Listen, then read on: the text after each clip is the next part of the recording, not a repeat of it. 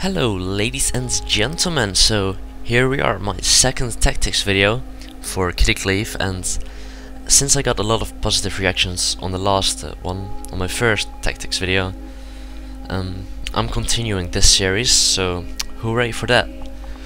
And today I'm explaining how to defeat a Kittycleave mirror, but since we play with a Resto Shaman, you don't see that much mirrors, you only see Kittycleave teams with the Paladin. Anyway, what you want to do is you want to sit on the feral. I'll explain later why, but you want to touch the feral 24/7. I first want to start off with the warrior. So as you see right now, the warrior is trying to go on care dude, and the feral is trying to connect, but since the paladin is getting CC'd, he's a little bit too scared to go hard. But now you can see him go hard, and what you want to do when they both connect on your healer, you want to instantly clone the warrior. So the warrior got cloned when there was a little bit of pressure going on my healer. So they actually want to force Carrot's cooldowns, for example Nature Swiftness to heal himself up, or Spirit Link. They want to force those cooldowns without using any of their cooldowns.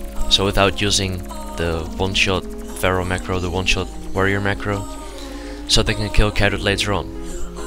But what you want to do is you want to instantly clone the warrior, so he uses his trinket, and then if it's needed you continue the CC on the Pharaoh or the warrior, it doesn't really matter, but since they don't use all their cooldowns, it should be okay. And since the warrior used his trinket, the second time they went for the switch, which was like 10 seconds ago, you want to save NS, Nature Swiftness, to get the clone on the warrior instantly when they both pop his cooldowns. And you want to save this arm for the feral when he pops his cooldowns as well, because when the feral pops his cooldowns and you disarm him, he always spams Ravage, but when you disarm him, the damage is really shit.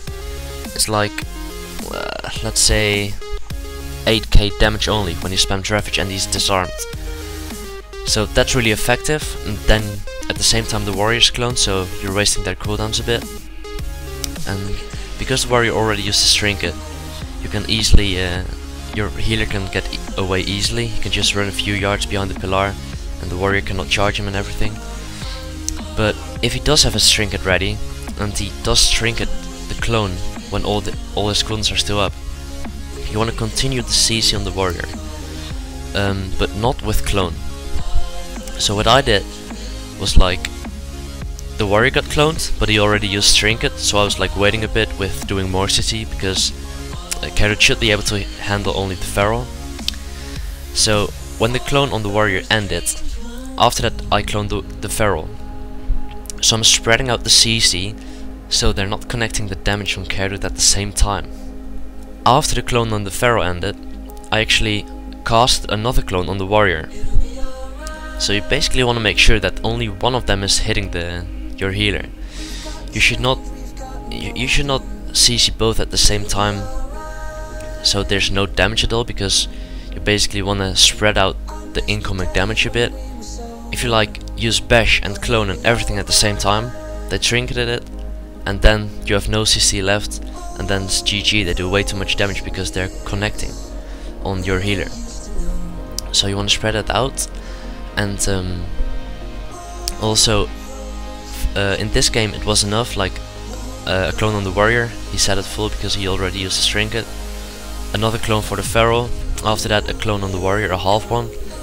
That was enough in this case, but if it's not enough, you want to use bash on the warrior. Usually it's on DR with the feral since you're sitting on him, because of shockwave and everything. But if bash is not ready, you can actually just charge the warrior in bear form. It immobilizes him for 4 seconds, and then you can walk a few yards and you can actually cast, for example, roots on him. Basically you just want to survive all their cooldowns, but that's pretty straightforward. And yeah, just tunnel vision the feral, to be honest. And when they both pop his cooldowns, don't worry about cloning your kill target, because they both pop his cooldowns and you both need to reduce all the damage incoming.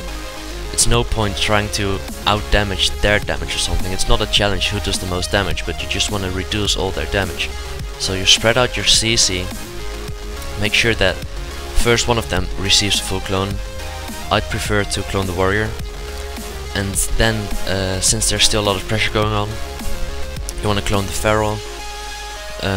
You can first disarm him if you want. That's totally cool because it reduces a lot of damage, as I said before. But out of that, you want to clone the feral and then do another clone on the warrior. And if you don't have the progress, you can just hardcast it. Watch out with the spell reflect though. But at that point, you just don't want to think about CCing the paladin at all. You just want to peel and help your healer to survive. Alright, I think that helped a bit. I hope you can survive and defeat Kittycleave now. Yeah, keep the thumbs up guys. Keep giving comments and liking the video. It helps a lot. Actually, I noticed that I get way more views when some people in the start giving the video a thumbs up, because the video gets way higher in the search results, so other people can find my channel easier like that. But I don't want to beg for it, so just consider giving it a thumbs up if you enjoyed the video. I just want to say that. Alright guys, stay cool and see you later.